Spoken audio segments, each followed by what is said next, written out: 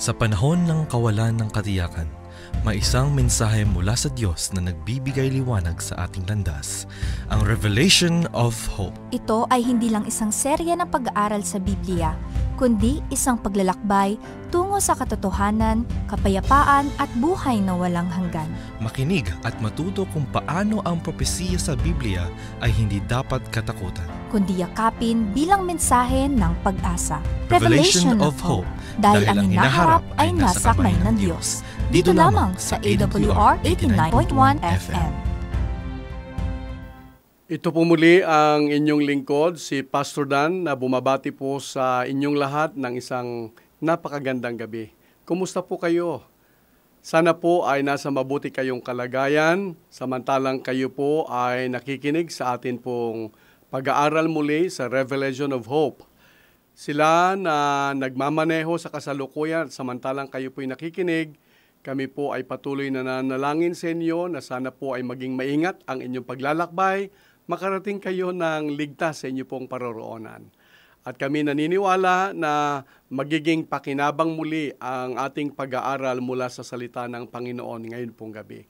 Sa amin pong mga kaibigan, mga magulang na nasa kanilang mga tahanan, isang magandang gabi rin po, at saan man po kayo naroroon, kung kayo man ay nakikinig, umaga man sa inyong lugar, tanghali man o gabi, kayo po ay aming binabati ng magandang araw. Sana tayong lahat ay nasa mabuting kalagayan, samantalang tayo po ay nakikinig sa panibagong pagtuklas ng katotohanan mula sa salita ng Panginoon. At kung kayo po ay may mga kahilingan o di kaya ay mga katanungan na gusto po ninyong maliwanagan, alalahanin po ninyo ang mga bilang na katulad ng 0917-1742-777, 0917-1742-777, 0918-9447-891, 0918-9447-891. Tayo pong lahat ay manalangin. Minamahal po naming Diyos, marami pong salamat muli sa pagkakataon ninyong ipinagkaloob sa amin ngayong gabi. Kami po ay muling makikinig ng inyong banal na salita. Sa amin pong pagtuklas ng katotohanan, ipahintulot po ninyong maging bukas ang aming isipan, ang aming mga puso, upang tanggapin ang mensaheng inyong inilaan tangi sa bawat isa sa amin. Salamat po ng marami sa inyong pangunguna, alang-alang sa pangalan ni Jesus. Amen. Ngayon pong gabi ay meron tayong paksang tatalakayin. Ito po ay napakahalaga. Ang pamagat po ay iniliving sa tubig. Buried under water. Ang Panginoon nung siya ay narito sa lupa, sa edad na 30 ay nag-iwan siya ng halimbawa kung papaano siya inilibing sa tubig. Nang halimbawang ito ay napakahalaga na dapat natin maunawaan, lalong-lalo na sa isang taong nais tanggapin ang Panginoon bilang personal na tagapagligtas. Ang tanong na atin pong pag-aaralan na siyang sasagutin din naman po sa atin pong pagtatalakay ngayong gabi ay katulad ng ang bautismo ba sa tubig ay kailangan pa? Mahalaga ba ito? Bakit ang mga simbahan, iglesia ay nagbabautismo ng magkakaiba? Mahalaga ba ang bautismo sa buhay ng isang taong nagsasaliksik ng katotohanan at kapag nasumpungan niya, kinakailangan ba ang bautismo sa kanyang buhay? Gaano ba kahalaga ang bautismo? Sangayon po sa aklat ng Marcos 16, talatang 16, ang sumasampalataya at mabautismuhan ay maliligtas. Kaibigan, mga minamahal po namin mga magulang, napakahalaga ang bautismo sapagkat ang sabi po dito, ang sinumang sumasampalataya at mabautismuhan ay meron pong kasiguruhan. May pangako ang langit, sangayon sa Biblia, siya ay maliligtas.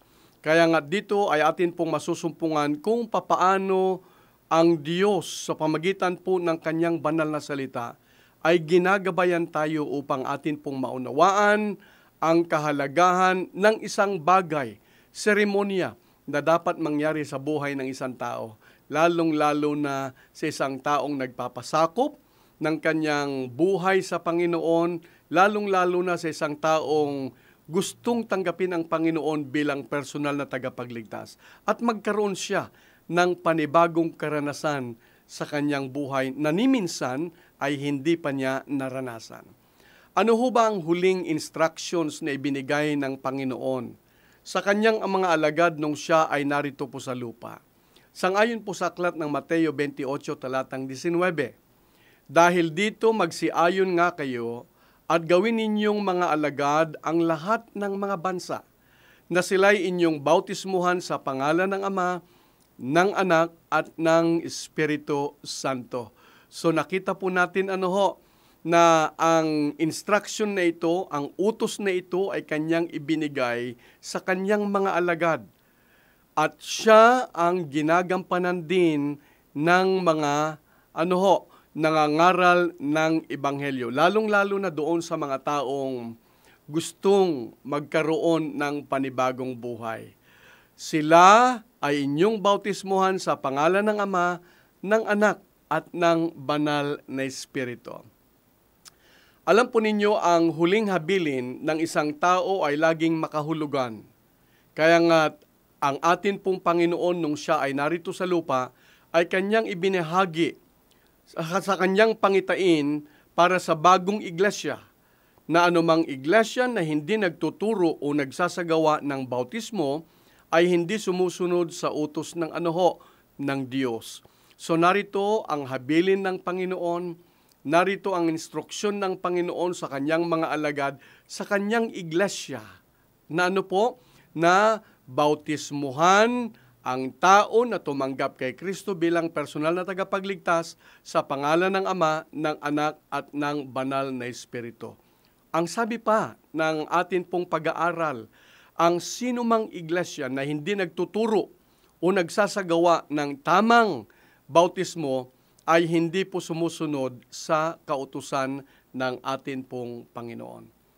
Ilan ba, Pastor, ang pamamaraan ng bautismo na binabanggit ng Biblia? Alam po ninyo sa aklat ng Efeso 4 talatang 5, napakaliwanag isang Panginoon, isang pananampalataya at isang bautismo. Ito po ay napakaliwanag. Alalahanin po natin, maging anuman po ang ating pananampalataya, iisa ang atin pong Panginoon. Walang hangad o hangarin ang langit, nayayamang tayo ay tumatanggap na meron isang Diyos, isang Panginoon. Isa rin ang pananampalataya na dapat meron sa mga taong gustong maligtas at makita ang Panginoon ng personal doon sa langit. Maliban sa isang Panginoon, isang pananampalataya, dapat ay isang bautismo. So, ang tanong ay ilan po dapat ang klase ng pagbabautismo? Ang sabi ng Biblia, isa lang ang uri ng pagbabautismo at ito yung tamang pagbabautismo. Sa salitang Grego, ang ibig sabihin po ng baptism ay baptizo. Nang ibig sabihin po ay inilulubog o di kaya ay meron pong paglubog sa tubig ang isang taong bibinyagan o di kaya ay babautismuhan. Papaano ho ba binautismuhan ang atin pong Panginoon? Alam po ninyo, katulad ng madalas kong banggitin at ulit-ulitin po sa ating pag-aaral, walang ibang ligtas na kaparaanan sa buhay ng tao kundi ang sumunod sa kung anong halimbawa ang iniwan sa atin po ng Panginoon. Pag tayo sumunod sa tao, alam natin na ililigaw tayo ng tao. Subalit kapag tayo po ay sumunod sa Panginoon, alam natin na tayo ay nasa mabuting daan, alam natin na tayo ay nasa isang paglalakbay na magdadala sa atin, saan? Sa isang buhay na sagana, isang buhay na walang hanggan, dadalhin tayo kapag tayo sumusunod sa Panginoon sa isang paglalakbay patungo doon sa langit na bayan. Papaano ba binautismohan ng Panginoon? Hindi ba ang Panginoon ang ating ehemplo, kaibigan? Kaya nga't atin pong tignan, Sangayon po sa aklat ng Marcos Kapitulo 1, talatang 9 at 10, ang sabi, at nangyari ng mga araw na yaon na nanggaling si Jesus sa Nazaret ng Galilea at siya'y binautismuhan ni Juan sa Jordan. At karakarakang pag-ahon sa tubig ay nakita niyang biglang nangabuksan ang mga langit at ang Espiritu na tulad ng isang kalapati ay bumababa sa kanya. Kaya nga dito po ay ating makikita, mga minamahal kong mga kaibigan, si Jesus ay nabautismuhan sa tubig sa pamamagitan ng ng paglubog. Alalahanin natin, nung ang Panginoon ay nabautismuhan, siya po ay nasa tamang gulang. Ulitin ko, ang halimbawa na ipinakita sa atin ng Panginoon, nung siya ay bautismuhan, siya po ay nasa tamang gulang. Ang sabi ng talata na atin pong binasa, siya'y inilubog at siya'y umahon mula saan? Mula sa tubig. Paano ba binautismuhan ni Felipe yung lalaking taga-Ethiopia? Sangayon sa aklat ng Gawa, Kapitulo 8, talatang 38 at 39. At sila'y kapwa lumusong sa tubig, si Felipe at ang bating at kanyang binautismuhan siya. At nang magsiahon sila sa tubig, ay inagaw si Felipe ng Espiritu ng Panginoon at hindi na siya nakita ng bating, sapagkat ipinagpatuloy niya ang kanyang lakad na natutuwa.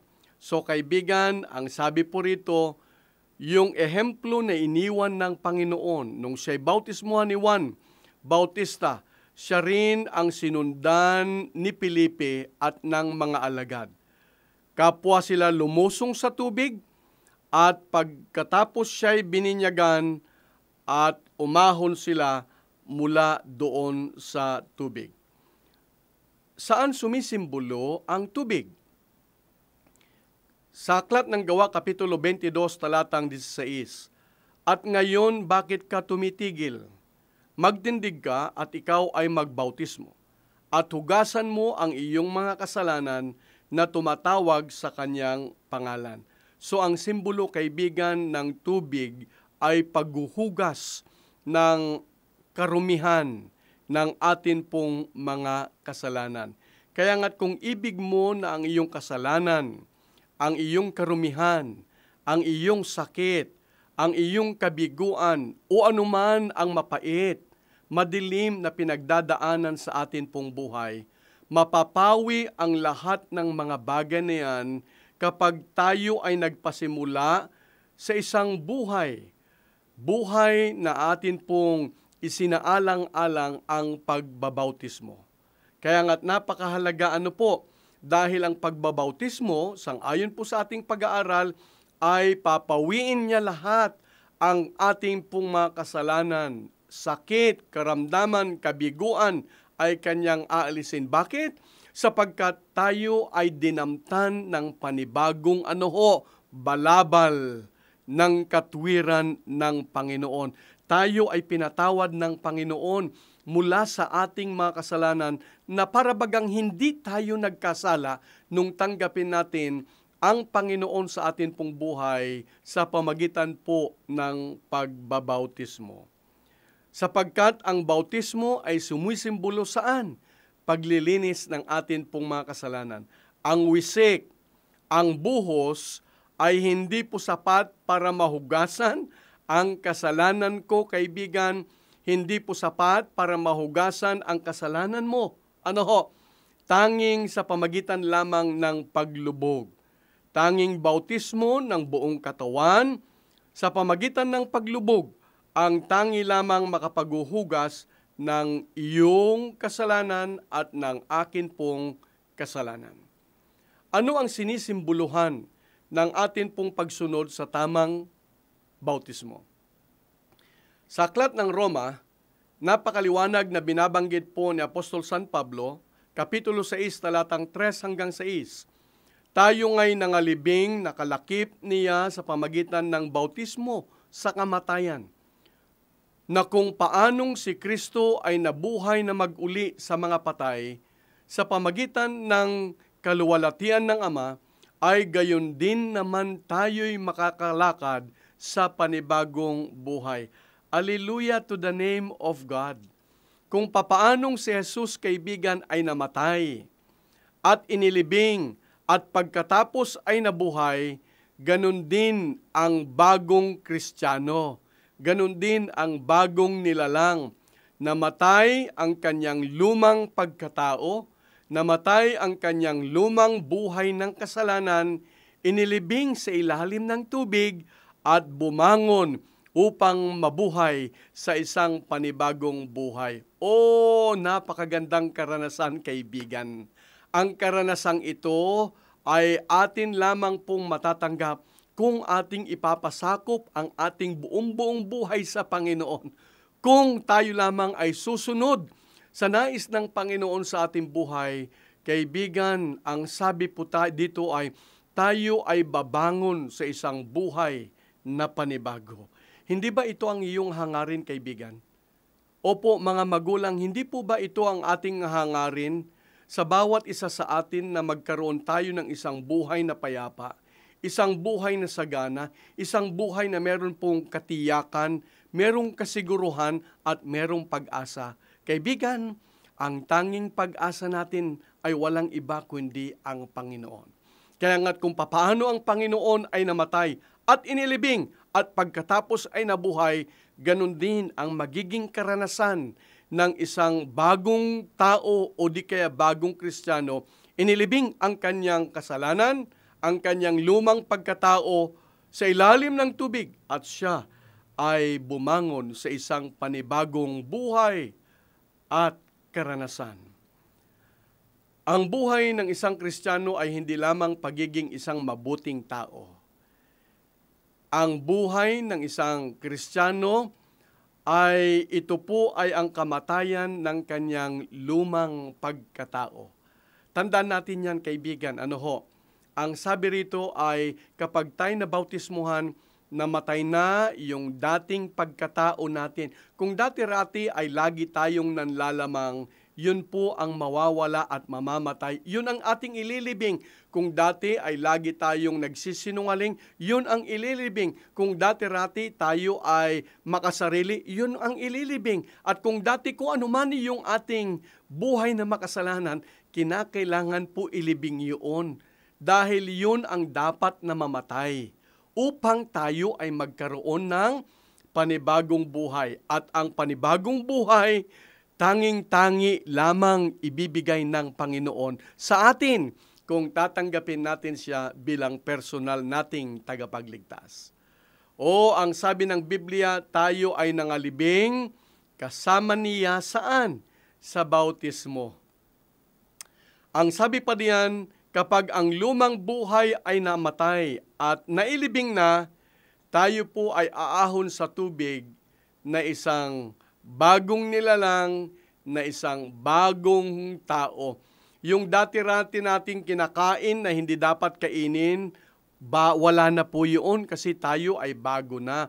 Kung dati-rati ay nagiging pasaway tayo o di kaya ay palasagot sa ating mga magulang, ngayon tayo ay bagong nilalang, bagong tao na. Kung dati-rati ay tayo ay laging nakikinabang o di kaya sakim, gusto natin lahat ay sa atin. Ngayon po ay bago na. Nagiging mapagbigay na tayo, nagiging mapagmahal na tayo, nagiging mapagpatawad na tayo, nagiging hindi na tayo palaaway, kundi tayo ay nagiging mapagpayapa na. Hindi ba yan, kaibigan, ang nais nating buhay sa mundong ito? At yung ating pagnanais ng isang buhay na binago, mangyayari lamang po yan kapag isuko natin ang ating buong buhay sa Panginoon, tanggapin natin siya bilang personal na tagapagligtas. Kaibigan ko, mararanasan mo ang tunay na ligaya ng buhay, ligaya na tanging pinagmumulan ay ang ating mahal na Panginoon. Alam nyo, kapag tayo po ay tumanggap ng banal na bautismo, Ang banal na bautismo ang publikong kapahayagan na ating iniiwan ang lumang pagkatao. Ang banal na bautismo ay publikong kapahayagan na atin nang iwinawaksi ang mga makasalanang buhay natin, kundi tayo ay nakikipagkasal sa atin pong Panginoon. Alam po ninyo, ang pagtanggap ng bautismo ay para bagang pagtanggap ng certificate of marriage. Kapag sinabing tayo ay ikinasal sa isang babae, babae sa lalaki, ibig sabihin iniwanan na natin yung ating pagiging single. Meron na tayong pinangahawakan na public certificate na tayo ay meron ng asawa. Ganon din po yan kapag tayo ay tumanggap ng banal na bautismo, tayo po ay nakipagkasal sa atin pong Panginoon. Alam mo, pag ang babae ay ikinasal, ang dala na niyang pangalan, apelyido ay ang kanyang asawang lalaki. Pag tayo po ay ikinasal sa Panginoon, sa pagtanggap ng banal na bautismo, ibig sabihin ang atin na pong dalang pangalan ay pangalan ng Panginoon na dapat po natin ingatan. Hindi ba napakaganda na malaman ng tao na ikaw ay binagong ang iyong buhay dati-rati, malaman ng tao na tayo ay hindi na yung dating taong kanilang kilala, kundi nakita na nila ang pagbabago sa atin pong buhay. Dahilan na rin sa ating tinanggap ang Panginoon bilang atin pong personal na tagapagligtas. Kaya nga't ang dala nating pangalan ngayon ay ang pangalang Kristiyano. Sa aklat ng Galacia, Kapitulo 3, talatang 27, sapagkat ang lahat ng sa inyo ay binautismuhan kay Kristo, ay ibinihis, sino po? Si Kristo. Kaya yung maruming damit na ating dating suot-suot, dulot ng kasalanan, dulot ng pagiging makasarili, nung tinanggap natin ang Panginoon bilang personal na tagapagligtas, opo kaibigan ko, at pinahintulutan na yung balabal ng kanyang katwiran ang siyang idamit sa atin, kaibigan, ang nakikita ng tao na sa atin ay ang katwiran ng Panginoon. Ang nakikita na ng tao sa atin ay ang larawan ng Panginoon. Ang nakikita na ng tao sa atin, tayo ay nagiging daluyan na ng kanyang biyaya. Hindi ba napakagandang karanasan yan, kaibigan? Kaya nga't kaibigan, hinihikayat kita sa tulong ng banal na Espiritu. Alam kong ikaw ay nag-iisip, alam kong ikaw ay nasa balag ng pagpapasya, alam kong ikaw ay nananalangin, nagabayan ng Panginoon, turuan ka, tulungan ka, at akayin ka sa tamang landasin ng buhay. Kaibigan, ang gabing ito ay inilaan ng Panginoon sa iyo. Tumutuktok siya sapagkat ibig niya na ikaw ay maligtas. Ibig niya na ikaw ay magkaroon ng buhay na walang hanggan. Kaibigan, ang sabi po diyan, kapag tayo ay nabautismuhan, tinanggap natin si Jesus bilang ating personal na tagapagligtas at pinakamabuting kaibigan. Siya yung pinakamabuting kaibigan na kahit ano mangyari, hindi niya tayo itatakwil. Siya hindi katulad ng atin pong kaibigan sa lupang ito na kaibigan lang minsan pag may kailangan, kaibigan lang kapag maayos ang kalagayan sa buhay. Pero kapag ang ating buhay ay merong pinagdadaanan, minsan napakahirap na nating hanapin, tawagan ang atin pong mga kaibigan. Kaibigan, ang Panginoon ay iba.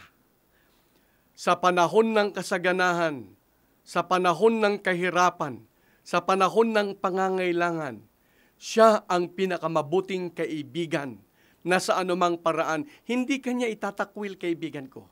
Hindi kanya pababayaan. Ang sabi ng Biblia, sagana ang kanyang biyaya, sagana ang kanyang pagmamahal. Itakwil man tayo ng lahat, maging ng ating mga magulang, subalit kakanlungin tayo ng atin pong Panginoon. Hindi ba yan ang tunay na kaibigan na gusto nating samahan? Hindi ba yan ang ating inahanap na kaibigan na sa kabila ng ating mga pinagdadaanan, tinutulungan ka at tinutulungan ako para ating malampasan ang mga bagay na yan sa ating buhay.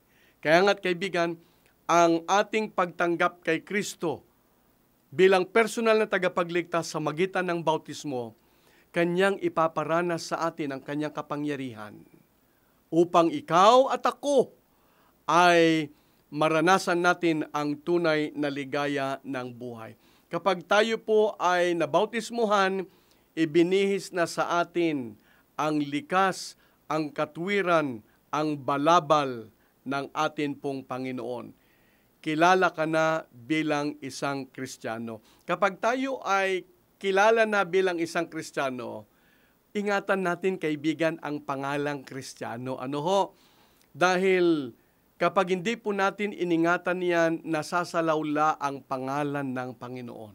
Kapag hindi natin iningatan yan, ay nasisira ang likas ng atin pong Panginoon. Ano ho? Kadalasan nga, pag nagkamali tayo, yan ba ang Kristiyano?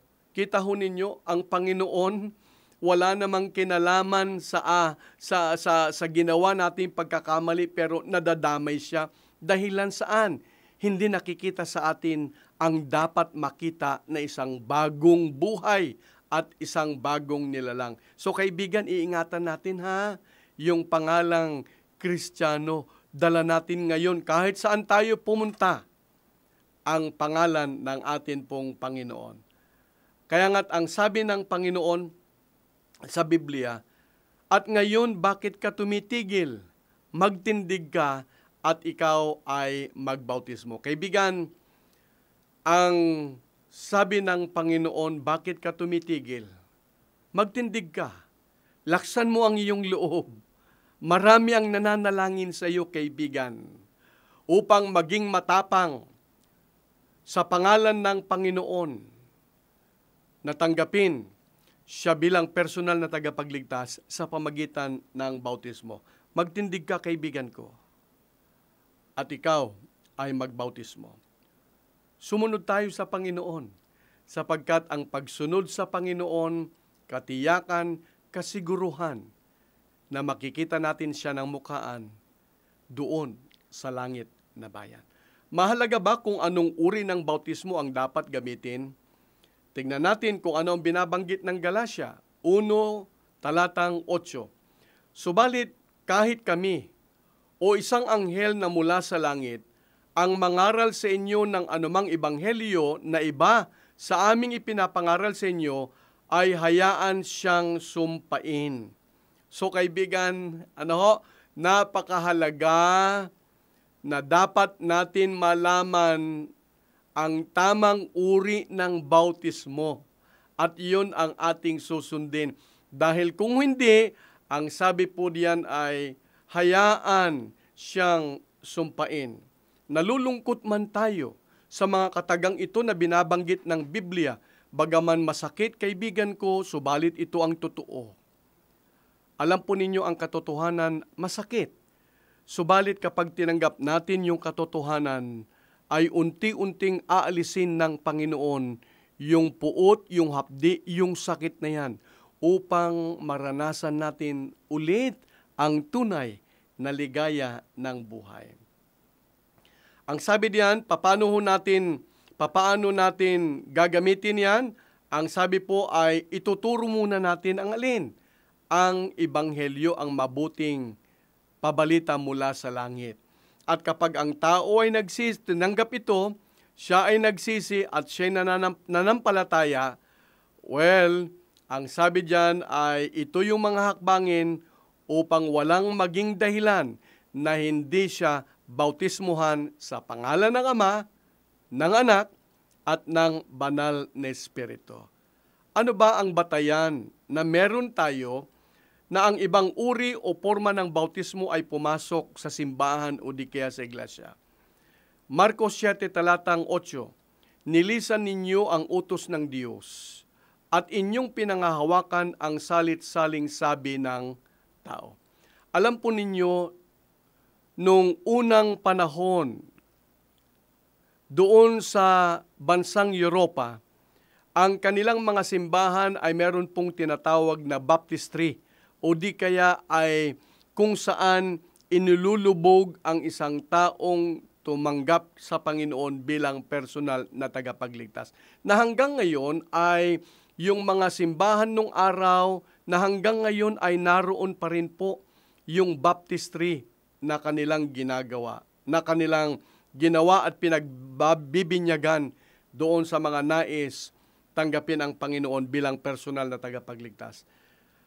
Ang iglesia nung ika-4 at ika-5 siglo, nag-develop sila ng idea na ang mga sanggol na ipinanganak ay guilty doon sa tinatawag na original sin ni Adan na atin pong unang mga magulang.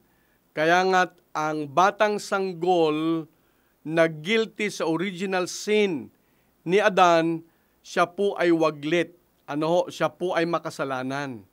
Kaya nga't ang lahat ng mga sanggol ay dapat pong linisin at tanggapin nila yung tinatawag na initiation para sila'y mapabilang sa pamilya ng Diyos. Alam ba ninyo na ang practice na ito ng pagbabautismo sa mga sanggol ay naging opisyal na tinanggap ng simbahan sa Konsilyo ng Mela noong 416 AD. Mula noon hanggang ngayon, ito po ay nagiging practice at nagiging tradisyon na ginagampanan o di kaya ay ginagawa ng simbahan. Paano natin malalaman na ikaw, kaibigan, ay handa na para tanggapin ang banal na bautismo? Alam ninyo, ang Panginoon, lalong-lalo na ikaw, kaibigan, na patuloy na sumusubaybay sa atin pong Revelation of Hope, di mo ba alam na ang Panginoon araw-araw ay nangungusap sa iyo? Di mo ba alam na ang Panginoon araw-araw ay nanliligaw sa iyo? Di mo ba alam na ang Panginoon ay araw-araw ay tumutuktok sa iyong puso, kaibigan ko? Ang tanong ay, papaano ko malalaman, Pastor, na ako ay handa na para tanggapin ang banal na bautismo? Kaibigan, una, kung iniibig mo ang Panginoon at siya lang ang magiging sentro ng iyong buhay, isa yan na dapat mong isaalang-alang. Pangalawa, kung tinatanggap mo siya bilang iyong personal na tagapagligtas. Ikatlo, kapag naranasan mo ang bagong pagkapanganak, yun bang gusto mo nang iwanan ang lumang pagkatao? Ito po ay ilan sa mga hudyat na ikaw, kaibigan ko, ay handa nang tumanggap ng bautismo. Kapag naintindihan mo na at tinanggap ang mga katuruan ng Biblia at lahat ng turo ng Panginoon, kaibigan, ngayon na ang panahon upang ikaw ay mabautismuhan. Kapag ikaw ay nagsisi sa iyong mga kasalanan sa nakaraan at gusto mo na magbagong buhay, kaibigan, walang dahilan para patagalin pa natin ang ating pagpapasya. Kapag ikaw ay nakipagkasundo na iwanan ang iyong kasalanan at mabuhay ng isang buhay kay Kristo, kaibigan, ngayon na ang takdang sandali upang iyong isuko ang iyong buhay sa atin pong Panginoon. Huwag na nating hintayin na makaramdam pa tayo na okay na ako. Doon pa lang natin tatanggapin ang atin pong Panginoon. Kaibigan, mahal ka ng Panginoon at ang bautismo ang pasimula ng iyong paglalakbay spiritual. Maaring nagtatanong tayo, Pastor, meron pa ho akong isang bagay na hindi ko pa mapagtagumpayan. Saka ko na lang tatanggapin ang Panginoon. Saka na lang ako magpapabautismo kapag naalis ko na yon. Kaibigan, kailanman hindi mangyayari na maalis ang isang bagay, bisyo, bago mo tanggapin ang Panginoon. Mangyayari lamang na maalis ang masamang bisyo sa iyong buhay kapag isinuko mo ang iyong buhay sa Panginoon. Dahil ang Panginoon, kaibigan, ang tutulong sa iyo. Ang Panginoon, kaibigan, ang magbibigay sa iyo ng lakas. Ang Panginoon, kaibigan, ang magbibigay sa iyo ng kapangyarihan upang iwaksi, upang iwasan, upang mawala ang anumang bisyo na pumipigil sa iyo upang hindi tanggapin ang Panginoon bilang personal na tagapagligtas. Kaibigan, anuman ang iniisip mong balakid, huwag kang mag-alala. Ngayon ang araw kung saan tumutuktok ang Panginoon sa iyo. Pagbuksan mo siya at hayaan mo siyang manahan sa iyong puso, at ang sabi ng Panginoon, ako ang bahala, tutulungan kita upang ikaw ay maging matagumpay. Ano ang kasunod ng bautismo sa tubig? 1:3 talatang 5. Maliban na ang tayo ipanganak ng tubig at ng Espiritu, ay hindi siya makakapasok sa kaharian ng langit. So ang bautismo, kaibigan ko, sa tubig, bagaman ito po ay public manifestation ng ating pagtalikod sa mundo, public expression na gusto natin ng panibagong buhay kay Kristo. Ang sabi pa ng talata, ang ipanganak na muli sa tubig at ng Espiritu ang magbubukas ng kaharian ng langit upang ikaw at ako ay makapasok doon. Ang bautismo sa tubig ay sinusundan ng bautismo ng banal na Espiritu. Nakita po ninyo? Kaya nga't walang dahilan na tayo po'y mag-alala, walang dahilan na iisipin natin na meron pa akong bisyo, gusto kong mawala muna lahat yung aking bisyo bago ko tanggapin ang Panginoon. Kaibigan, ang sabi po dito, kapag tayo ay nabautismuhan sa tubig, tayo ay babautismuhan din sa banal na Espiritu, at ang banal na Espiritu ang siyang tutulong sa atin para ating malampasan ang mga pagsubok na yan, para ating maiwasan at mawala na totally ang mga bisyo na siyang pumipigil sa atin sa pagsunod natin sa atin pong Panginoon.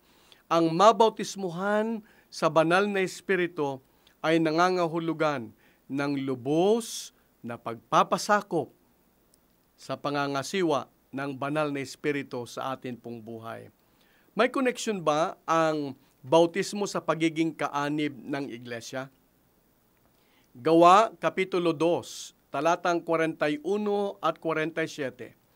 Yaon ngang nagsitanggap sa kanyang salita ay nangabautismuhan at nangaparagdag sa kanila ng araw na iyon ang may 3,000 kaluluwa, at idinaragdag sa iglesia ng Panginoon araw-araw ayon sa nangaligtas. Kaibigan, meron. Siyempre kapag tayo po ay nabautismuhan sa Panginoon, ay magiging kaanib na rin tayo ng iglesia ng Panginoon. Tandaan po natin, kung meron isang Panginoon, meron isang pananampalataya, meron isang bautismo, meron din pong iglesia. Tunay na iglesia ng Panginoon. Kaya nga't kung tayo po ay mabautismuhan, magiging kaanib tayo sa iglesia, na yung iglesyang iyon ang siyang sumusunod sa atin pong Panginoon. Ang iglesyang iyon ang siyang kapahayagan ng kapangyarihan ng Panginoon sa lupang ito upang tayo ay makilala na mga anak na lalaki at babae ng atin pong Panginoon. Alalahanin natin, siya ang ulo ng katawan sa makatuwid bagay ang iglesia. Ang Panginoon ang ulo at ang katawan ay ang iglesia. Kaya nga siyempre pag tinanggap natin ang Panginoon bilang ulo, dapat ay mapaanib tayo sa iglesia sapagkat ang kanyang katawan ay ay ang iglesia. Mahirap naman na tayo ay susunod sa ulo na walang iba kundi ang Panginoon, na yung iglesia naman na ating kinaaniban ay hindi yun yung katawan ng Panginoon. Hindi ba mas maganda na kung ang ulo ay ang Panginoon, yung mismong katawan ng Panginoon, ang iglesia? At ako'y naniniwala, hindi tayo ililigaw ng Panginoon sa iglesia na sang-ayon po sa aklat ng Kolosa ay walang iba kundi ang kanyang katawan. Sapagkat sa isang espiritu, ay binabautismuhan tayong lahat sa isang katawan. Kapag tayo ay nagpasya na magpabautismo, tayo ay magtatalaga din na maging aktibong kaanib ng iglesia. So kaibigan, narito ang isang magandang karanasan. Kapag ating ipinasakop ang ating sarili sa Panginoon, tinanggap siya bilang personal na tagapagligtas sa pamagitan ng banal na bautismo. Tayo ngayon ay magiging kaanib ng kanyang katawan. Tayo ngayon ay magiging kaanib ng kanyang iglesia. Iglesia na nagpapatotoo na tayo ay kanya at siya ang ating Panginoon. At kapag tayo ay kaanib na ng iglesia, magiging aktibong kaanib din tayo ng iglesia. Ano ho? Ano ibig sabihin ng aktibong kaanib? Abay, siyempre tayo makikisangkot sa anumang gawain ng iglesia. Tayo ay makikisangkot ng aktibo. Saan? Sa pangangaral ng Ebanghelyo, sa pagbabahagi ng mabuting balita. Dapat aktibo tayo sa lahat ng mga sa mga kawang gawa sa atin pong kapwa-tao, sapagkat yan ay kapahayagan ng kabutihan ng Panginoon. Yan ang likas ng Panginoon na dapat makita sa atin kapag tayo po ay naging kaanib ng atin pong iglesia. Kaibigan, ating sundin at sundan ang Panginoon at hindi tayo maililigaw ng atin pong landas. Ang sabi ng aklat ng Gawa, 22 talatang 16, at ngayon, bakit ka tumitigil? Magtindig ka, kaibigan ko, at ikaw ay magbautismo. Kaibigan, minamahal po naming mga magulang, kayo po na inaabutan ng amin pong tinig. Ako'y naniniwala na ang Panginoon araw-araw ay tumutuktok sa ating mga puso. Ako'y naniniwala at nananampalataya na hanghangarin ng Panginoon sa atin ay upang ikaw, kaibigan, ay bigyan ng Panginoon ng panibagong karanasan sa iyong buhay. Upang ang hangarin ng Panginoon na makita ang pagbabago sa iyong buhay ay matupad at mangyari. Walang hangarin ang Panginoon kundi para sa ikabubuti ng tao. Walang hangarin ang Panginoon kundi ibigay ang kanyang pangako sa atin na buhay na walang hanggan. Kaibigan, ang pagtanggap natin ng banal na bautismo ay hindi upang tayo ay pangunahin sa ating isipan maligtas. Ang pagtanggap natin ng bautismo ay personal na kapahayagan na tumutugon tayo sa pag-ibig ng Panginoon sa atin. Ang pagtanggap ng banal na bautismo ay publikong kapahayagan na tayo ay handa ng magbagong buhay. Ang pagtanggap natin ng banal na bautismo ay publikong kapahayagan na tayo ay susunod na sa mga kalooban ng Panginoon sa ating buhay, hindi na ang aking sariling kalooban. So kaibigan, ang banal na bautismo ang siyang pinakamahalagang aspeto sa pagiging Kristiyano. At tanging ang bautismo lamang sa pamagitan ng paglubog sa pananampalataya ang ayon sa Biblia na nagpapahayag ng kahulugan sa simbolismo ng bautismo. Kaibigan, ang bautismo ay ang pagpasok sa iglesia, tunay na iglesia ng atin pong Panginoon. Kaibigan, kami na patuloy na nangangaral ng kanyang mabuting balita, araw-araw saksi namin ang Diyos. Kami po ay nananalangin sa inyo. Hindi man namin nababanggit ang inyong mga pangalan dahil marami kayong nakikinig sa atin pong pagtatalakay gabi-gabi, subalit alam ng Panginoon ang aming mga puso. Alam ng Panginoon ang aming hangarin. Kung papaano binago ng Panginoon ang aming buhay, nais din po namin, kaibigan ko, na ang iyong buhay ay mabago rin ng Panginoon. Yung kapanatagan, yung kapayapaan, yung kasaganahan, yung kasiguruhan na amin pong nararanasan, nais din po namin i-share sa inyo, kaibigan ko. Kaya nga't narito ang Panginoon tumutuktok sa atin pong mga puso. Kung nais ninyong tumugon sa panawagan ng Panginoon, tanggapin siya bilang personal na tagapagligtas sa pamagitan ng banal na bautismo. Kaibigan, tama ang iyong pagpapasya. Tama ang udyok ng banal na Espiritu at ikaw ay tumugon upang ipasakop ng buong buo ang iyong buhay sa pangunguna ng atin pong Panginoon.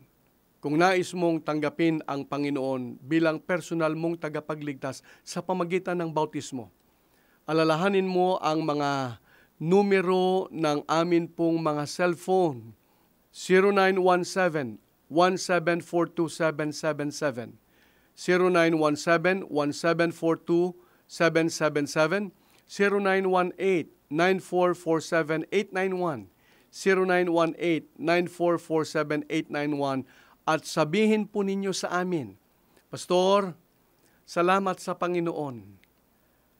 Kanyang binuksan ang aking puso at isipan. Salamat sa Panginoon, Pastor. Nalaman ko ang katotohanan. Natuklasan ko na ang katuruan ng Biblia ay ang katuruan ng langit, katuruan ng Panginoon.